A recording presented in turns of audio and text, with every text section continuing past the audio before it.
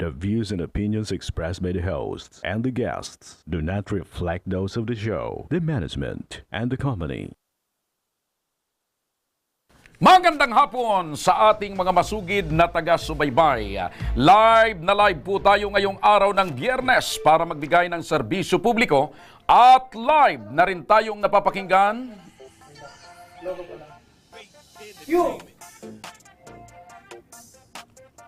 Magandang hapon po sa ating mga masugid na taga-subaybay. Live na live po tayo ngayong araw ng Biyernes para magbigay ng serbisyo publiko. Live na rin po tayong napapakinggan sa 90.3 Radyo Uragon, Sorsogon, 88.3 sa Catanduanes, 90.7 sa Legazpo City, at live na rin tayong napapanood sa ating YouTube account. Umpisahan na natin ang pagbibigay ng serbisyo publiko.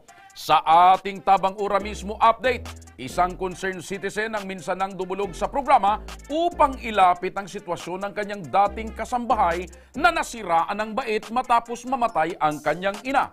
Ang pagtugon ng programa, panuurin po natin sa kwento ni Aika Perry.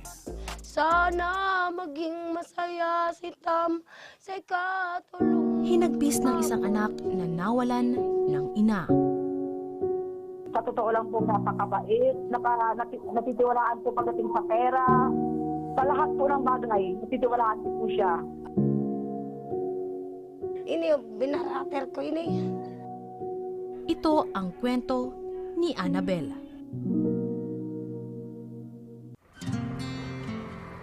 Isang ginang mula sa bayan ng Castilla, Sorsogon, ang labis na nasaktan at nahirapan harapin ang buhay na iniwan sa kanya ng kanyang ina.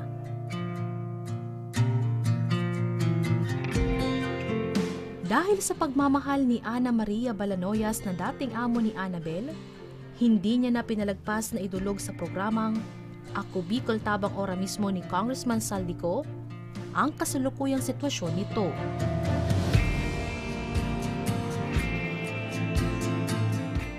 At upang mas maging espesyal ang aming pagdalaw, naghanda muna kami ng munting regalo na aming iaabot sa pamilya ni Annabel.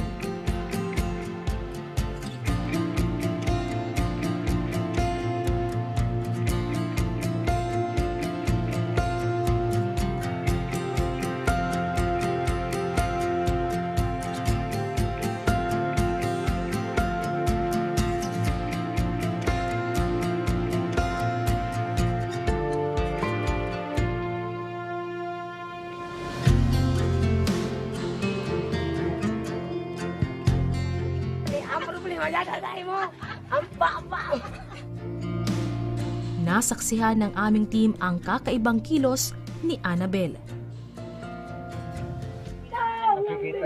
Annabel, kilala mo ba ako, bebe?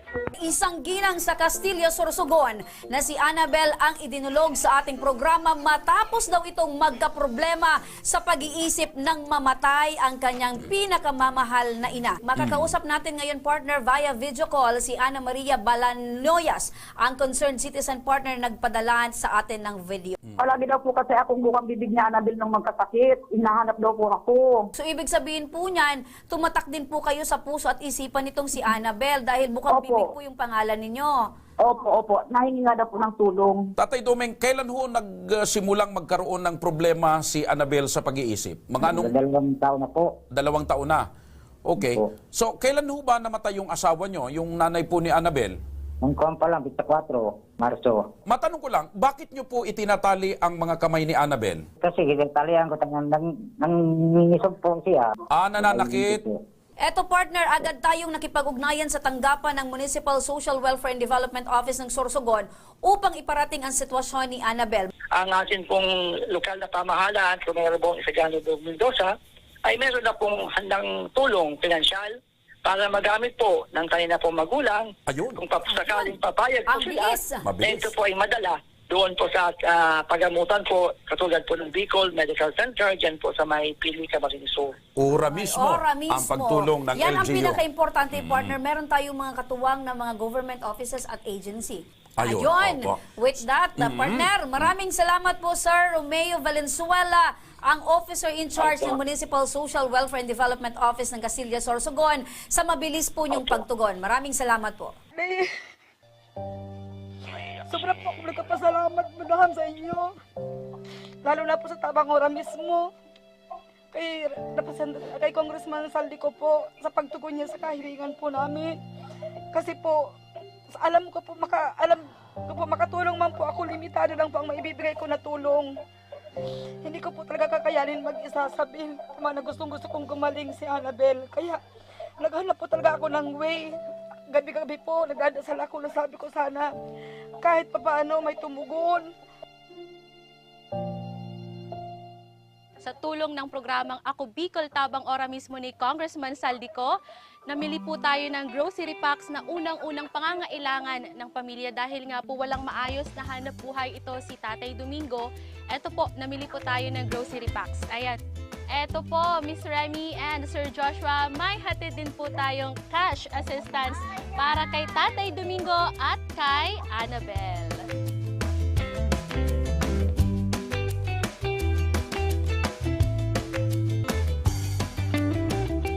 Wala nang sinayang na oras ang aming team at sinamahan na namin si Tatay Domingo sa opisina ng Municipal Social Welfare and Development Office ng Castilla, Sorsogon.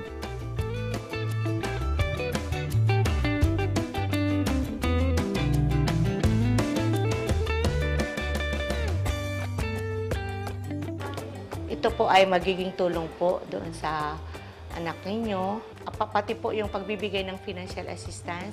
And at the same time po, mag-a-assist po kami dito sa MSWD together with sa pamumuno po ni Mayor Mendoza. Talagang ina-assure po namin na talagang matutulungan po kami mismo dito sa munisipyo ang magdadala na doon po ng financial assistance sa inyo po sa bahay ninyo kung saan po kayo nakatira. Maraming salamat kami, ma'am. Ako po ay nagpapasalamat una sa Ako Bicol dahil sa tulong na ibinigay ninyo sa aming kababayan doon sa Tabang Ora mismo na dumulog sa inyong tanggapan. At ngayon, kami rin sa local government ay mag-i-extend din ng tulong. Magbibigay din kami ng financial assistance sa kanila para makatulong din sa pamilya. Maraming salamat po kay Kong Saldi, kay Kong Hill, sa lahat ng mga bumubuo ng Ako Bicol na nakatulong dito sa aming kababayan at marami pang mga taong nag-aantay sa inyong tulong.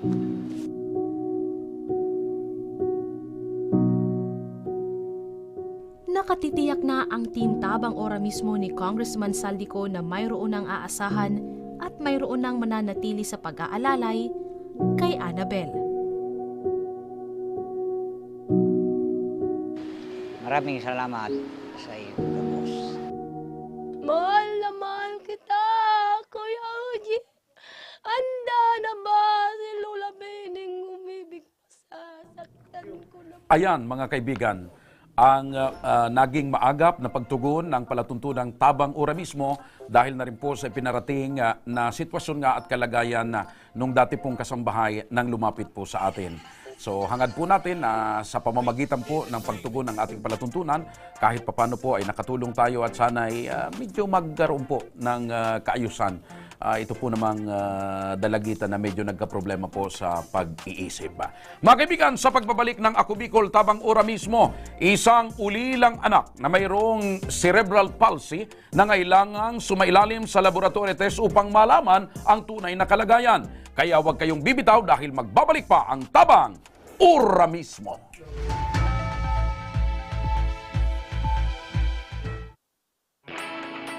Naghahanap ka ba ng trabaho? Marunong ka bang mag-shoot ng video? Mag-edit? Magaling ka ba sa social media? Willing ka bang matuto? Graduate ng journalism o may alam na sa media? Apply na dahil naghahanap kami ng videographers para sa Camarines Norte, Sorsogon, Camarines Sur, Catanduanes at Masbate. Ipadala ang inyong resume sa Action Call Center at gmail.com at maging pinakabagong miyembro ng aming team. Tara na! Apply na!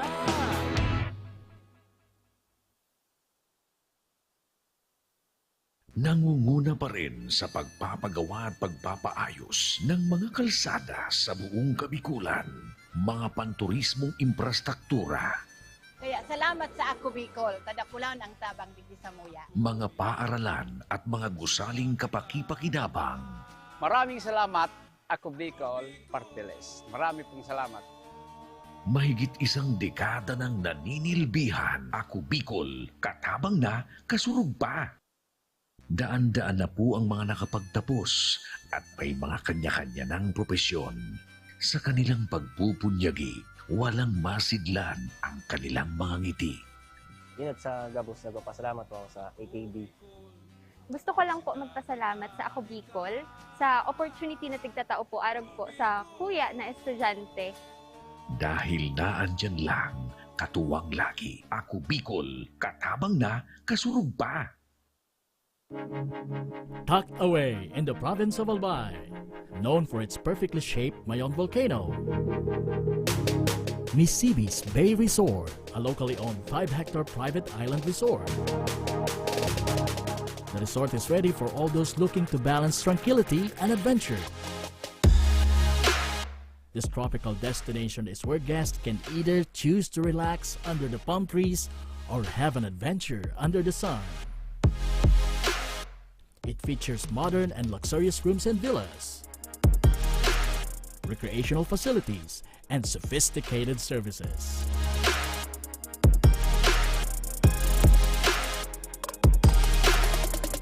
Come and experience Nisibis Bay Resort, your tropical island getaway.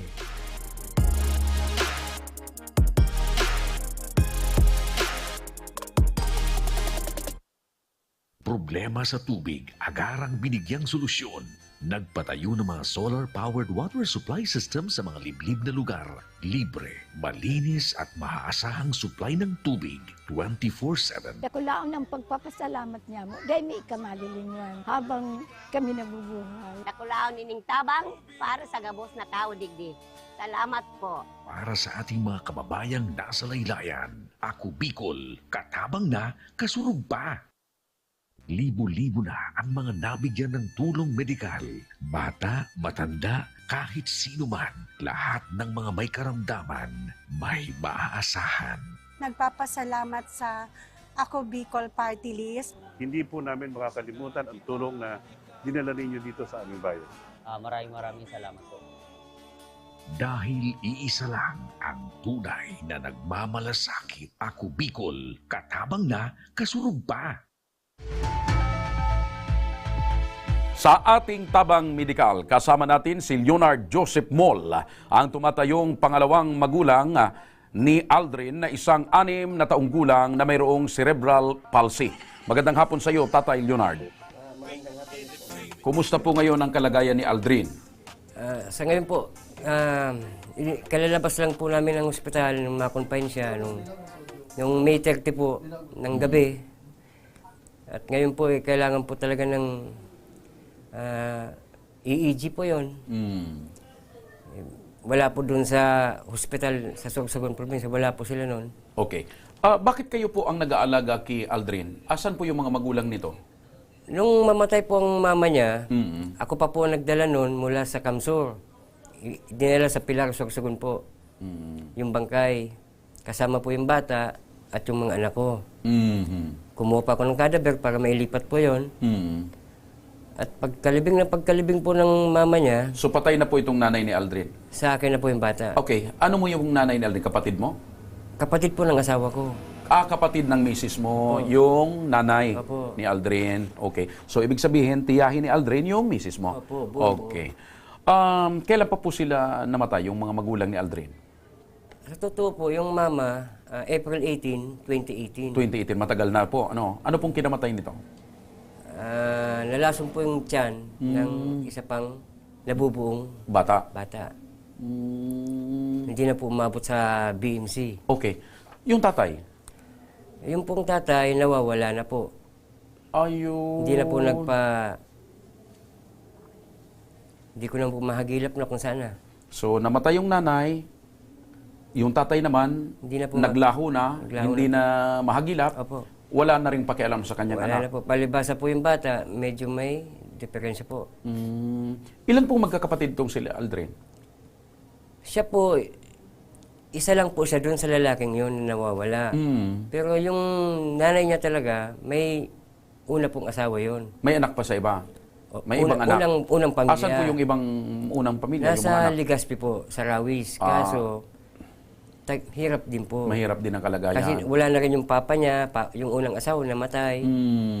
Uli na rin. Ilan din po yung kapatid ni Aldrin doon sa ibang 5 po, magulang? 5? Opo. Okay, so bali lumalabas pang 6 si Aldrin? Opo. Okay, so simula noon napunta sa inyong bata, kayo na yung nag-alaga? Opo. Kayo nag-asikaso? Opo. So, kumusta naman po yung pag-asikaso niyo, tatay? Ginagawa po namin mag-asawa lahat para lang maibigay sa bata yung nararapat na makakain ng husto. Sa totoo po, may anak din po akong 2 kolehiyo, isang senior high, isang grade 10. So may anak, may sarili din kayong mga anak? Opo. Ilan po lahat? 4. 4? 4 po. Opo, pero mga malalaki na? Opo. Oo. Kumbaga, itong si Aldrin, parang tinurin nyo ng bunso? Opo, para po, wala po kayong lalaki, talagang kinuha na namin po yun. Lahat babae po ang anak namin. Lahat babae. Opo. So lalaki itong si Aldrin. Giliw na giliw lang kunin namin. Opo. Ano pong hanap buhay nyo mag-asawa? Si Mrs. po manikurista. Ako naman po pabanda-banda na lang kung saan magkakayod ng motor. Kala ko banda, kumakanta ka sa banda. Kasi may papapartner sana ako sa banda. Tapos po, yun, titinda ng isda. Minsan-minsan po. Pag may puhunan. Okay. So, sapat naman ho ba yung kinikita nyo sa kabuhayan nyo ni Mrs. para maliban po doon sa 4 na anak nyo, meron pa kayong ibang inaalaga na medyo special child?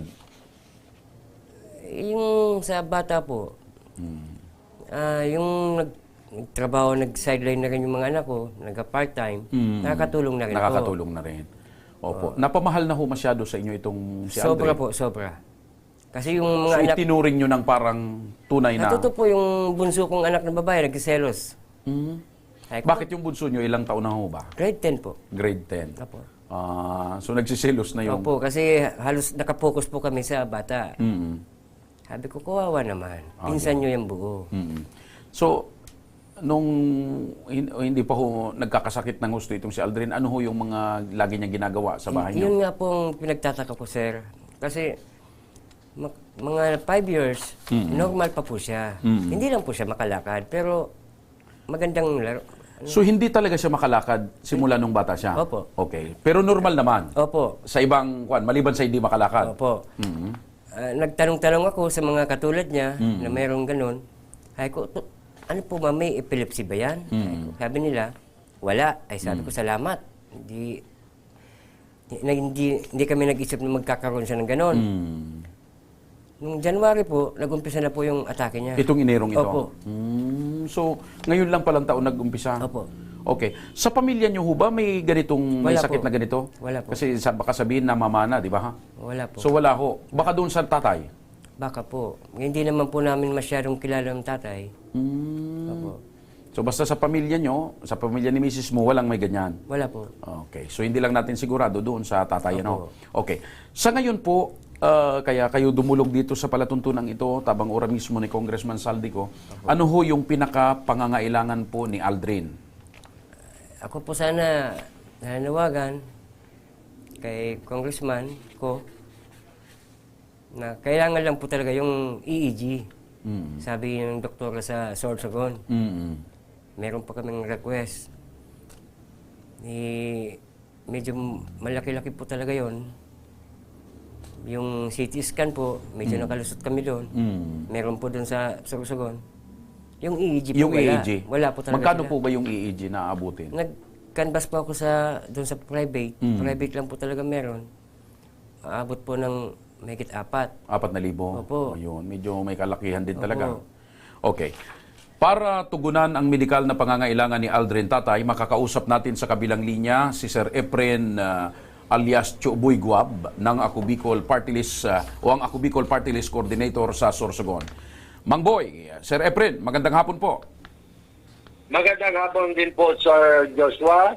Magandang hapon sa ating panauhin at magandang hapon din sa lahat na nakikinig sa inyong programa. Opo. Kung napakinggan nyo po, Sir Efren, yung pong pahayag nitong tumatayong tatay ni Aldrin, maaari po ba nating matulungan sumailalim sa laboratory test or itong EEG si Aldrin dahil yun daw po ang pinakakailangan base na rin sa request at rekomendasyon ng doktor? Okay. Handa po ang Ako Bicol Party List dito sa Sorsogon na matulungan ang ating na pasyente. Makipag-ugnayan lang po sa atin dito sa opisina sa Sorsogon City. Dalhin niyan po ang mga kaukulang dokumento, medical certificate, request for laboratory na sinasabi niya na EEG, at mga kaukulang reseta kung ano po man ang kailangan niya para sa kanyang paggamot. Sir Efren, para po sa kalinawan ni tatay, so kapag nakumpleto niya po yung requirements na binabanggit po ninyo, sagot na po yan ng Ako Bicol Party List. Tama po yan, Sir Joshua.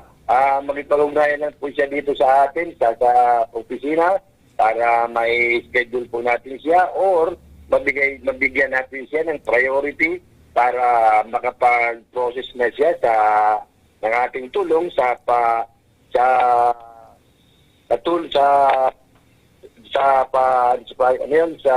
DSWD. Opo. Para mabigyan na siya ng ang kanyang pangangailangan. Opo. Sir Efren, i-coordinate po ng mga staff ng programa natin dyan sa inyo para agad po kayong magkausap at ma-provide kaagad ni tatay yung pong mga requirements na sinasabi po ninyo para matulungan natin ora mismo itong si Aldrin. Thank you so much, Sir Efren. Maraming salamat po. Thank you po, Sir Josh. Okay. So tatay, narinig mo ha? Tatulungan ka ng mga staff namin dito para maayos yung schedule nyo kay Sir Efren at yung mga requirements na sinasabi niya para agad at ura mismong matulungan po kayo. Salamat. Sagot na daw po ni Congressman Saldico ng Ako Bicol Party. Maraming salamat po. Ay, maliban po dyan, habang pinoproseso po natin yung kay Sir Efren dahil i-coordinate, meron pong handog pa si Congressman Saldico na financial assistance mula po rito sa ating programa para po sa inyo. Iabot ko na po kaagad sa inyo.